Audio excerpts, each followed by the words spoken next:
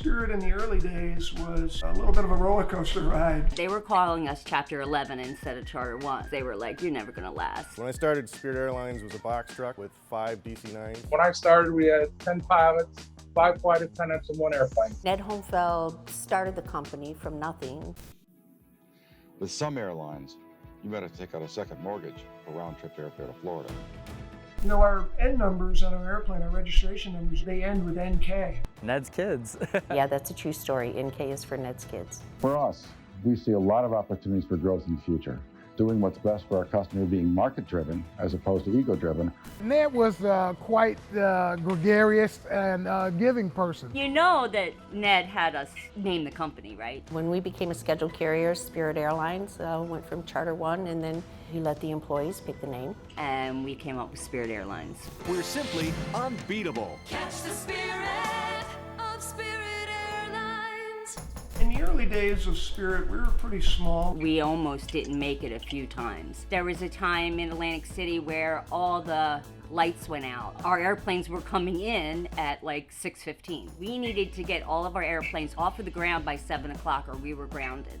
So here you see Ned out there throwing bags in the airplane. I mean, we did whatever we had to do. It was amazing. We just hung in there, and it was the employees were like, we can do this, we can do this. We were in growth mode, and Ned was still running it as a mom and pop operation. We literally checked in people by a paper manifest, by pen, wrote down seat assignments. You get to a certain point where you can't do that anymore. We went from being a family-owned company to a public traded company, which definitely was a big change for the best. Before we were basically called a low-cost carrier, then all of a sudden now, Ultra got put in front of low-cost carrier, and we're going, what is this?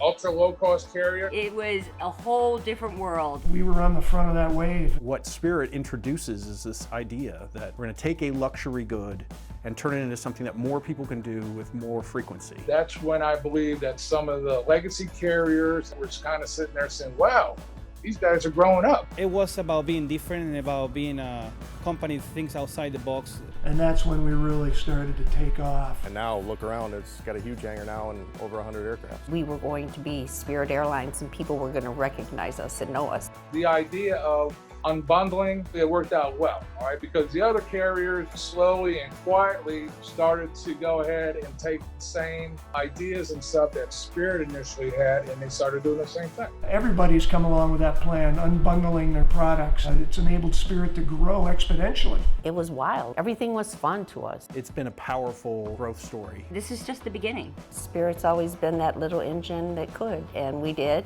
and we're still doing it because of the employees. The company is the people who work there, and we're reflective of each other. And I've become part of the family where we stuck around and had a good time. This is my home. I'm staying here till the end. Here we are 30 years later, and I think we're doing pretty good. I think we've always been like a family, and I really do think the employees think that it's, you know, part of their extended family. It's just a great company. Catch the spirit of Spirit Airlines. Do it now. Climb on board with